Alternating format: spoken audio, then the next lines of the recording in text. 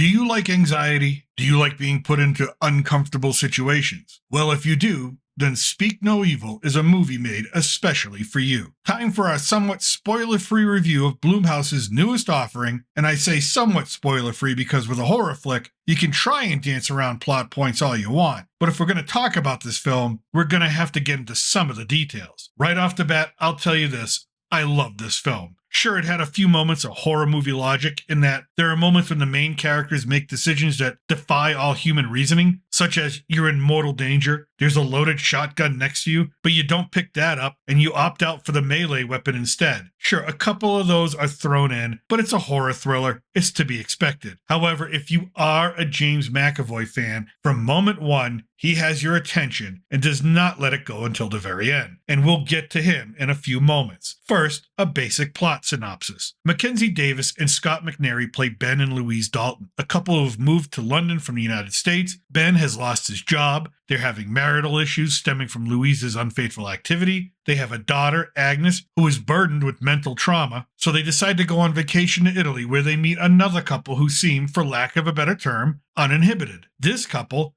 Patty and Kiara, played by McAvoy and Aisling Francoisi, also have a child named Anthony, or Ant for short, who cannot speak because his tongue is only half its size. The two families interact, enjoy each other's company, and eventually form a bond. Patty invites the Daltons to his farmhouse in the west of England for the weekend, and from there, the carefree and lovable visage of Patty, Kiara, and Ant's family unit begin to peel away. There's a dark side to the Daltons' new friends, including a lack of understanding boundaries, underlying signs of abuse, and an overbearing nature that moves into the territory of manipulation and control. And believe me, that's just the start of the deep-seated psychosis that is simmering underneath Patty and Kiara's surface. Now, this is not your typical horror gore-fest film. This is a psychological thriller and one of the better explorations into the genre that I've seen in a long, long time. Like I said, I love this movie. However, more than that, and here is where I'm going to get into some spoiler territory, so be forewarned, the film has so much meta and social commentary baked into it, you find yourself struggling to not agree with Patty and Kiara's perspective in the first couple of acts. At one point, Patty rails against the erosion of human connection due to social media, how it has normalized presenting false narratives about ourselves in order to be seen as more happy and content than we really truly are. He talks about the generational tradition of children inheriting the trauma and fears of their parents. And if there are central themes to this film, it would be these next two. First, the disintegration, or maybe a more apt word, the erosion of the traditional family unit and society's inability to adjust, along with the second, the emasculation of traditional male roles. As well, when you view this film and then step back from it, you could view it as a giant allegory for an intensive therapy session for families. Like I said,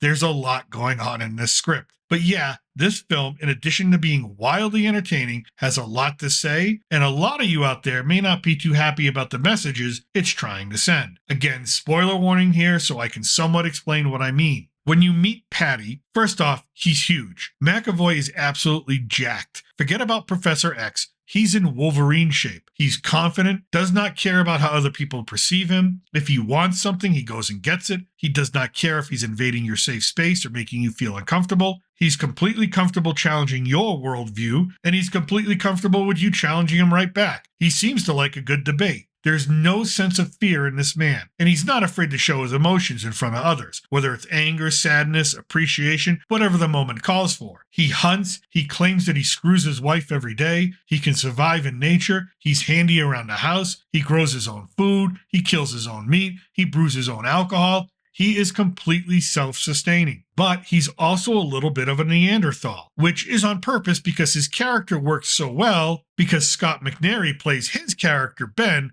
with equal precision. Ben is the emasculated male. If he has emotions, he does not show them, or is blocked from showing them by his wife Louise. He is constantly regulating himself, acting as if he's constantly on stage, being watched and judged, careful not to make a mistake, to make others feel uncomfortable, always looking to his wife for approval for what he's done or what he's going to do. He carries a lot of anger about the world not giving him what he wants. He's been fired. His wife's been involved with another man, even having pictures of another man's genitalia on her phone, which Ben found. He has little control over his daughter and has zero ability to help her navigate her own troubles. His wife resents him for the choices choices he's made, including moving to London. In contrast to Patty and Kiara, Louise remarks that Ben is lucky if he gets laid once a month. To make this moment even more disastrous for Ben, Kiara then shows the Daltons just how suppressed they are as she ducks under the dinner table and provides Patty with oral sex, while the Daltons watch on in shock and disbelief. Ben is a lost man, an impotent man in almost every way, but his character is meant to represent a majority of men in the Western world today, living lives of quiet desperation. It is not subtle. You believe he's not happy with his marriage. You believe he loves his daughter because she's his daughter, but there's no real connection there, and at times, you think he regrets even having her. For Ben, Patty is living the life he could not even ever dream of living. Ben is trapped.